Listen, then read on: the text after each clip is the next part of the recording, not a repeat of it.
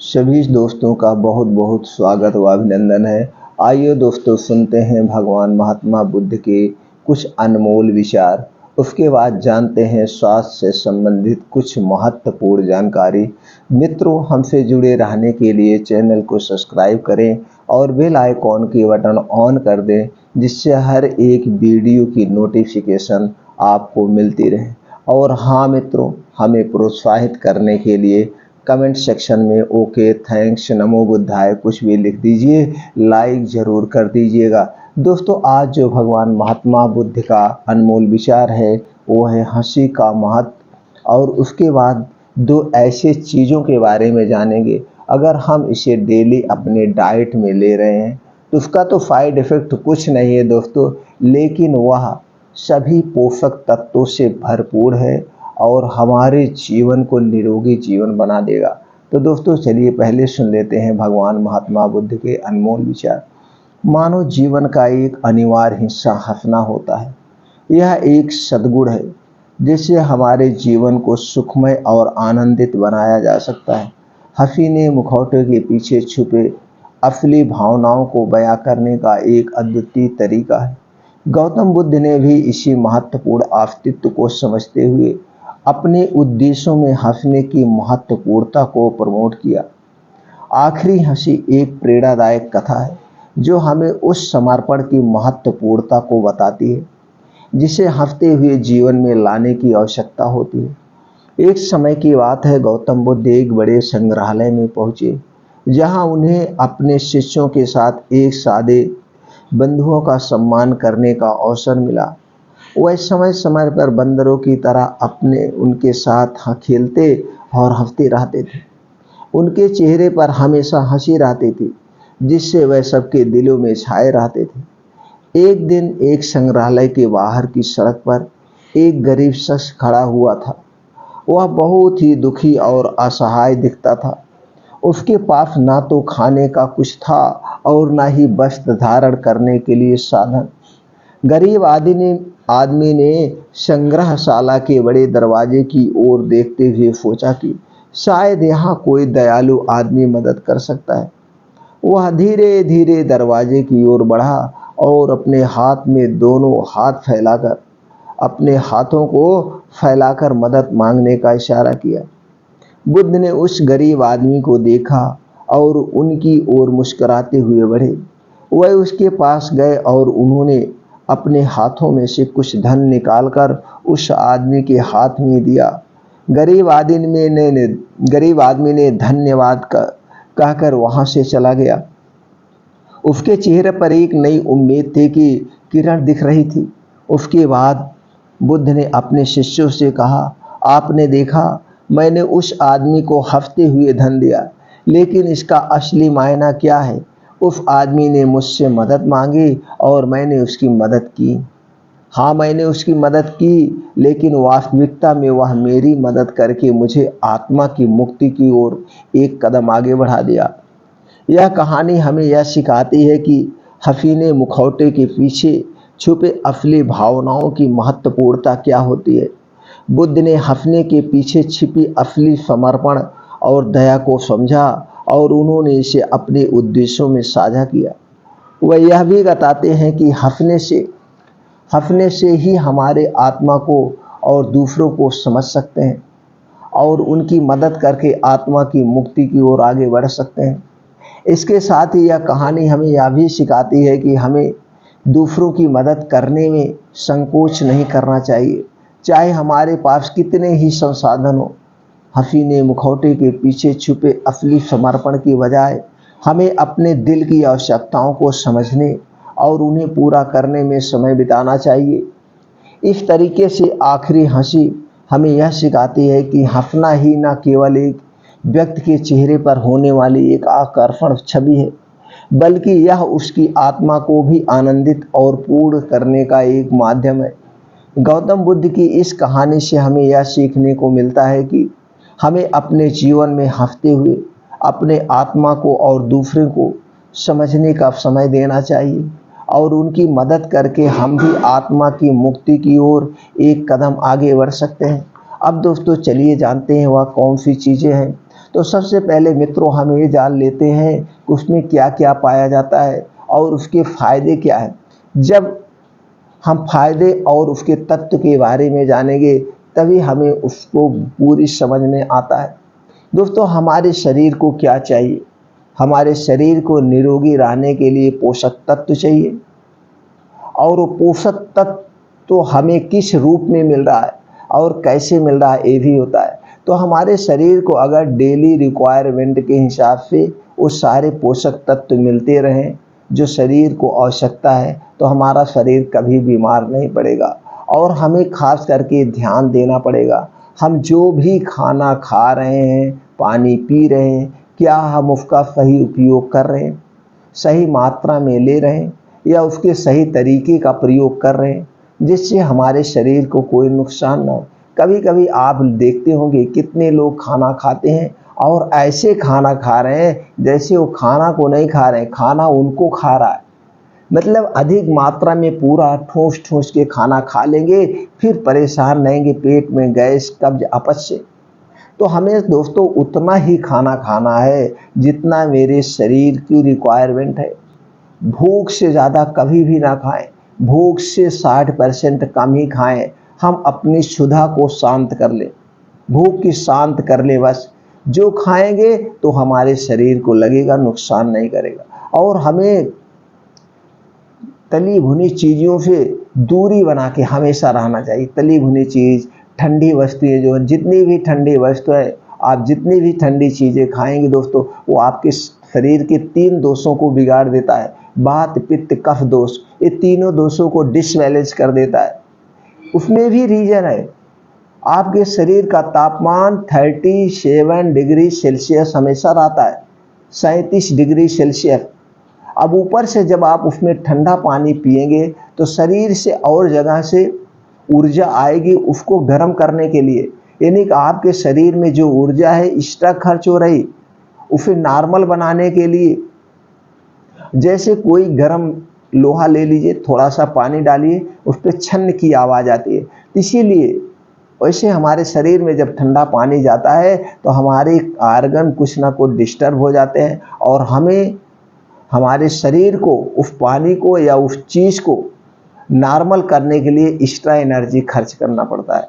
तो दोस्तों इसलिए हमें अगर इन अपने वात, पित्त, कफ को बैलेंस रखना है तो हमेशा गुनगुना पानी का प्रयोग आप करिए। 80% आपके शरीर में बीमारियां नहीं होगी, और चूंकि इसमें आपका वात, पित्त दोष बैलेंस रहेगा, इसी की वजह से बीमारी होती है, सीधी सी बात है। तो दोस्तों चलिए जानते हैं उसमें क्या क्या पाया जाता है और उसके फायदे क्या हैं। फिर हम बताएंगे इसे कैसे लेना है, आपको ये पूर्ण रूप से निरोगी बना देगा। इसमें पाया जाता है दोस्तों एंटीऑक्सीडेंट, विटामिन सी, टैनिन, मिनोल, polyphenol, flavone, phytochemical, carbohydrate, fibre, vitamin A, vitamin D, calcium, या ऐसे बहुत सारे तत्व पाए जाते हैं। अब हम इसके फायदे की अगर बात करते हैं, पाचन तंत्र को मजबूत करे, वजन कंट्रोल करे, ब्लड शुगर को कंट्रोल करता है, इन्फ्लामेशन को कम करे, त्वचा को स्वस्थ व जमा रखे, शरीर की कमजोरी दूर करे, रोग प्रतिरोधक क्षमता बढ़ाता है, हाई ब्लड प्रेशर के से राहत दिलाए, कब्ज से दूर भगाए, आँखों की रोशनी बढ़ाए, चर्म रोग दूर करे, सिर दर्द में सहायक, भोज मोटापे को कम करने में सहायक, संक्रमण से लड़ता है, दंत को स्वस्थ रखता है, सूजन को कम करता है, एंटीऑक्सीडेंट का खजाना है, कैंसर जैसे रोग से बचाता है, गठिया दर्द से राहत दिलाए, बालों को काला व स्वस्थ रखता है, तनाव व चिंता को कम करने में सहायक, शक्तिशाली एजिंग का स्रोत है दोस्तों, बहुत शक्तिशाली एंटीऑक्सीडेंट का इसमें स्रोत है।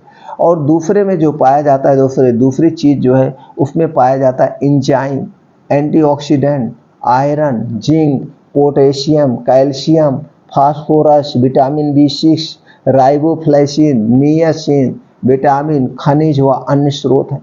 Carbohydrate, fibre, sugar, sodium, zinc, magnesium, vitamin C, folate, selenium, copper, protein, calorie जैसे और तत्व पाए जाते हैं।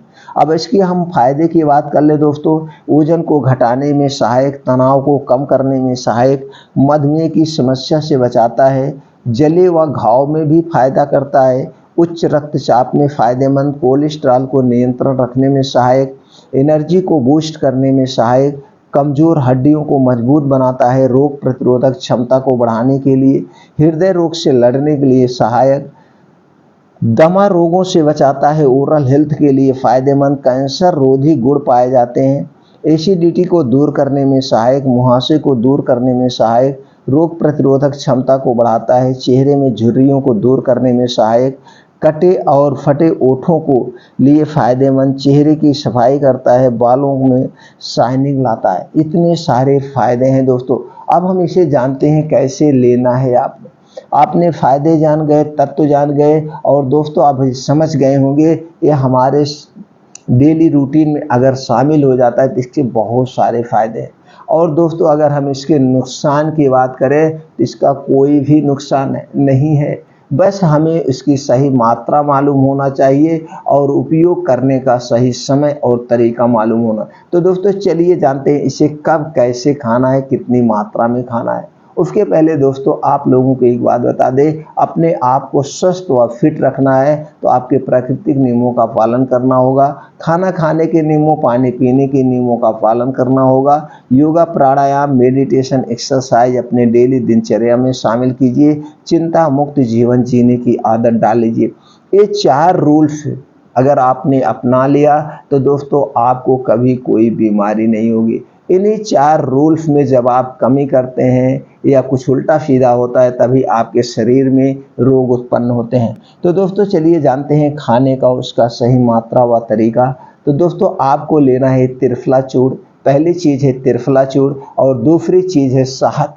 त्रिफला दोस्तों हमारे धरती का, हमारे आयुर्वेद का सबसे अमृत रसायन है। ये चूर्ण नहीं, एक रसायन है और इसका कोई साइड इफेक्ट नहीं है। और फायदे की बात करें तो आप जान ही गए कितने फायदे हैं, लेकिन हर एक फायदे में इसका अलग अलग रोल है।